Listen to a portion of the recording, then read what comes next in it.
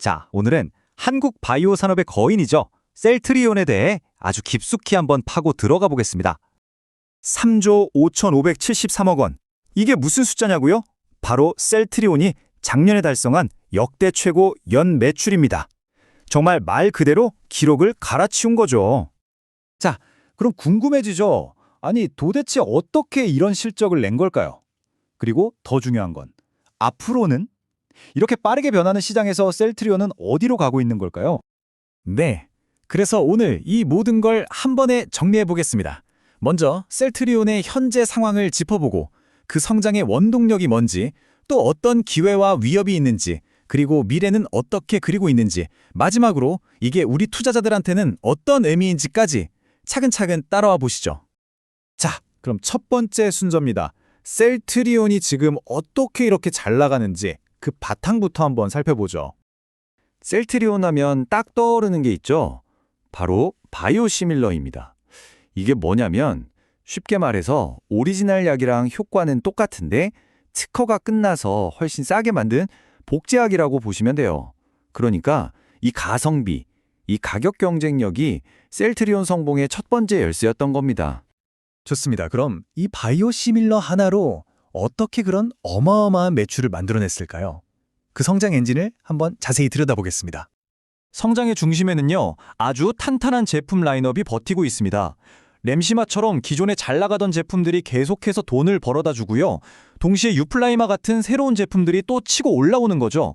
뭐랄까, 양쪽에서 다 끌어주는 이 쌍끌이 전략이 제대로 통한 겁니다. 아니, 근데 이 시장 지배력이 어느 정도냐면요, 정말 어마어마합니다. 대표 제품인 램시마 이거 하나만 봐도요, 유럽 주요 국가 시장의 무려 74%를 장악하고 있어요. 4분의 3이에요. 이건 뭐 경쟁자가 거의 없다고 봐야 하는 수준이죠. 그리고 이게 끝이 아닙니다. 지금도 계속 성장하고 있다는 게 중요하죠. 보세요. 플러스 62%.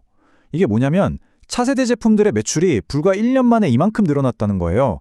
그러니까 기존 성공에 만족하지 않고 계속해서 다음 먹거리를 찾아냈다는 증거죠. 자, 이제부터는 좀 더 큰 그림을 한번 보겠습니다. 셀트리온을 둘러싼 외부 환경, 그러니까 어떤 기회가 있고 또 어떤 위협이 도사리고 있는지, 이게 또 아주 흥미로운 포인트입니다. 일단 긍정적인 건 미국이랑 한국 정부가 팍팍 밀어주고 있다는 겁니다. 이건 정말 강력한 순풍이죠. 그런데 동시에 중국 쪽에서는 아주 거센 역풍이 불고 있어요. 자국 기업만 챙겨주는 정책 때문에 셀트리온이 아예 사업을 접고 나와야 했으니까요. 국내 상황도 만만치 않습니다. 경쟁이 아주 치열한데 재밌는 건 다들 자기 전문 분야가 있다는 거예요. 삼성 바이오로직스는 약을 대신 만들어주는 CDMO에, SK바이오팜은 뇌질환 신약 개발에 올인하고 있죠. 그 사이에서 셀트리온은 또 자신만의 길을 가고 있는 거고요. 바로 이 지점이 핵심입니다. 셀트리온은 바이오시밀러로 벌어들인 그 막대한 현금을 가지고 완전히 새로운 혁신 신약 개발에 쏟아붓고 있다는 거예요. 이게 바로 다른 경쟁자들과 셀트리온을 구분짓는 가장 큰 차이점이죠. 자, 그럼 이제 셀트리온이 그리는 미래, 그 청사진을 한번 들여다볼까요? 이 계획은 크게 확장과 혁신이라는 두 개의 큰 기둥으로 세워져 있습니다.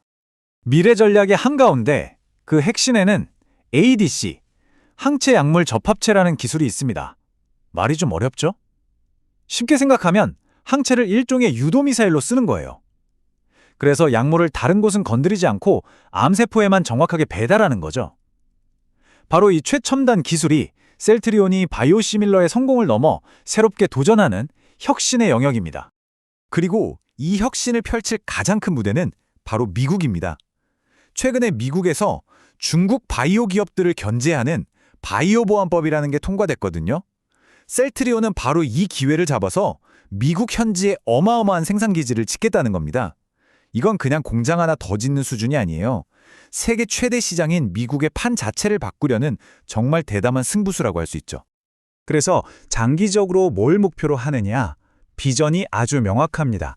2030년이 되면 전체 매출에서 바이오시밀러가 60%, 그리고 ADC 같은 혁신 신약이 40%를 차지하게 만들겠다는 거예요. 체질을 완전히 바꾸겠다는 거죠. 근데 이 엄청난 목표를 제 시간에 이루려면 뭔가 특별한 게 필요하겠죠? 그 비밀 무기가 바로 AI입니다. 신약 하나 개발하는데 시간과 돈이 정말 어마어마하게 들잖아요. 그걸 줄이기 위해서 AI를 신약 발굴 단계부터 적극적으로 활용해서 개발 속도에 그야말로 부스터를 다는 겁니다. 자, 이제 마지막 순서입니다. 이 모든 이야기를 투자자의 시각에서 한번 정리해 보겠습니다. 그런데 여기서 아주 재밌는 서로 다른 두 가지 신호가 동시에 나타납니다. 회사가 이렇게 멋진 미래를 그리고 있는데 이상하게도 지금 당장 주식 시장의 반응은 꽤나 차가워요. 단기적인 주가 흐름, 그러니까 기술적 차트만 딱 놓고 보면 지금은 들어갈 때가 아닌데 하는 신호가 아주 명확하게 보입니다. 맥디라든지 이동평균선 같은 주가의 방향과 힘을 보여주는 핵심 지표들이 전부 다 아래를 향하고 있어요. 이게 무슨 뜻이냐면 지금 주가를 위로 밀어올릴 만한 힘, 그러니까 사려는 사람이 별로 없다는 거죠. 다들 일단 지켜보자는 분위기인 겁니다. 그런데 말이죠. 이렇게 단기적인 신호는 안 좋은데도 불구하고 증권사 애널리스트들은 장기적으로는 30만 원까지 갈 수 있다고 보고 있습니다. 지금보다 훨씬 더 오를 가능성이 크다고 보는 거죠. 정말 신기하죠? 결국 이 30만 원이라는 가격은 두 가지 시나리오가 팽팽하게 줄다리기를 하고 있는 셈입니다. 한쪽에서는 신약도 성공하고 미국 투자도 대박나서 회사가 엄청나게 성장할 거다라는 긍정론이 있고요. 다른 한쪽에서는 경쟁은 너무 치열하고 신약 개발이 실패할 수도 있잖아 라는 신중론이 맞서고 있는 거죠. 그래서 마지막 질문은 바로 이겁니다. 셀트리온이 제시한 이 대담하고 혁신적인 청사진, 과연 이게 현재 시장의 차가운 시선을 이겨내고 회사의 가치를 정말로 한 단계 끌어올릴 수 있을까요? 미래의 비전이 현재의 가치가 될 수 있을지 그 귀추가 주목됩니다.